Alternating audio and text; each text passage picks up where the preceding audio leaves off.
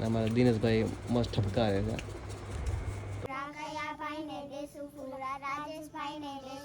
અને અમારા દિનેશભાઈને ફૂલ જોશ આવ્યો છે ત્યારે, ખબર નહીં કેવો જોશ છે ખબર નહીં. રાજુ આખા ગામના દેણા લઈ આવ દરી નાખું.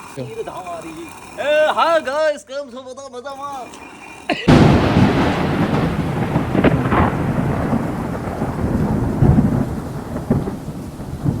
સો ઓલ રાઈટ ગુજરાતી. સો એમ છો, સ્વાગત છે મારા ન્યૂ બ્લોગમાં, ડેલી બ્લોગમાં.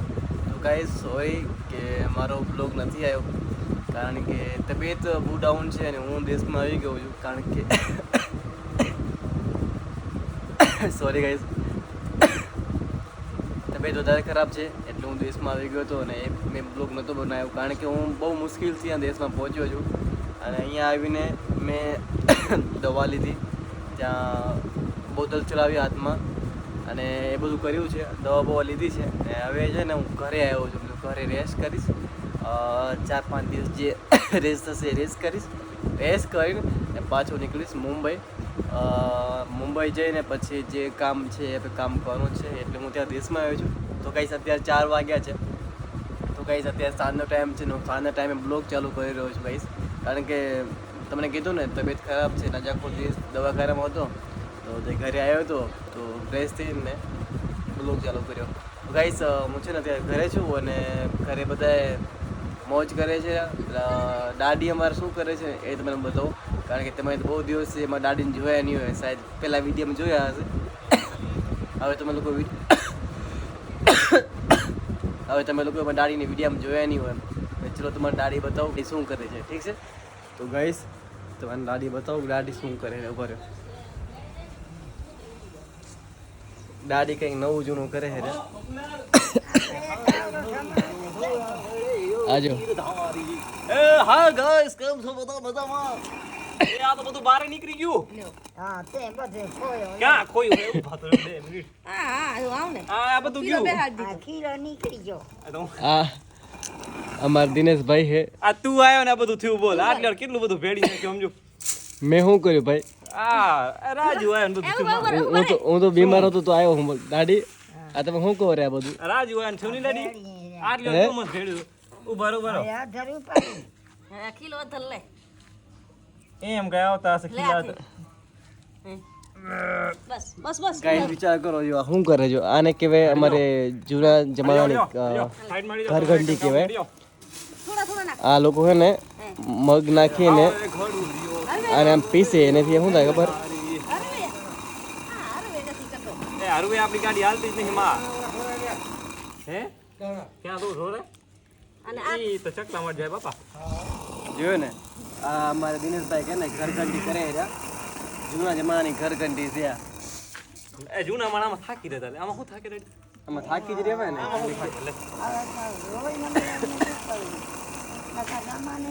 ખેતર નહીં છે, ખેતરના નવા. અમારા જે ખેતર છે ને એ ખેતરના મગ હતા, તો એ મગને આમ ઘરઘંટીમાં આમ કરશે ને ભાંગી નાખશે. આની બનાવશે ખીચડી અને બસ બધા ખાશે. બરાબર, આ દેશી જુગાર છે. ઓહો વિજય જ્યારે કેમ છે? ચક્કી હતી ને એ ટાઈમનો જુગાર છે. બરાબર દિનેશભાઈ? Yes yes brother. સમજો શું છે ને? લાગે આપ? એટલે આ બધા ઘરઘંટી કરે રહ્યા. એટલે મેં ચલો તમારે બતાવું કે એ લોકો શું કરે. આમાં દાદી જ કરે છે. મતલબ એ જે ટાઈમ મળે ને તે પોતે જ લઈને બેસી જાય. બોલો, એ આટલા બે પાણા હોય, એ 2 પાણાને આમાં હલાવવું, મતલબ કે તાકાત તો જોવે ને. મારામાં તો અત્યારે મારો ફોન પકડવાની તાકાત નથી, પણ દાઢીમાં જે કઠિન તાકાત છે કે આમ 2 પથ્થરની આમ 1 પથ્થરને આમાં આવી, મતલબ શું કહેવાય, ચારીકો ફેરવી શકે એટલી ઘણી તાકાત કહેવાય. તો એ લોકો પોતાનું કામ કરી રહ્યા છે. અને અમારા દિનેશભાઈને ફૂલ જોશ આવ્યો છે ત્યારે, ખબર નહીં કેવો જોશ છે ખબર નહીં. રાજુ આખા ગામના દેણા લઈ આવ દરી નાખું. હે દિનેશ? ગામના દેણા લઈ આવ. બાકી દેશી દેણું હે ને અને એક્સ્ટ્રા પૈસા લાગશે. એક્સ્ટ્રા બરાબર ને? નવરાત્રી આવી છે એટલે ગરબાની શરૂઆત થઈ છે, તો બધી નાની નાની છોકરીઓ આવી છે. જો યાદ રહ્યું ને અવની? ગાઓ ગાઓ હવે ગાઓ ગાઓ. ઓલો લે અવાજ કાઢો, અવાજ. રાજેશભાઈ ને દેસુ ફૂલા રાજેશભાઈ ને દેસુ રાજેશભાઈ લાડીઓ ને વેલા ચકમક થાશે. હવે મારું નામ છે દિનેશ અને મારી લાડીનું નામ મને નથી ખબર, એટલે તમારે જે યાદ આવે મનમાં આવે એ બોલી દેજો. લાડી હારી હોવી જોઈએ. બોલો બોલો. ગાવ લાડી ગો થઈ ગયો.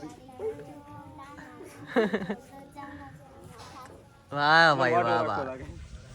તો ગાઈસ તમે જોયું તો ને જે બે દીકરી આવી હતી અનકરિંગ છોકરીઓ એ આવી હતી ને ગરબા ગાવા આવી હતી, મતલબ તમારા દેહમાં તો આવવું જોઈએ. મને ખબર હશે જે દેહમાં રહેતા હશે કે જે નનકી છોકરીઓ આવે એ ગરબા ગાય અને પછી જે આપણે પૈસા આપવા હોય ને એ આપવાના હોય. તો અહીંયા 7-8 દી જે નોરતા હશે ને, મતલબ 7-8 થી 9 દી નોરતા હશે ને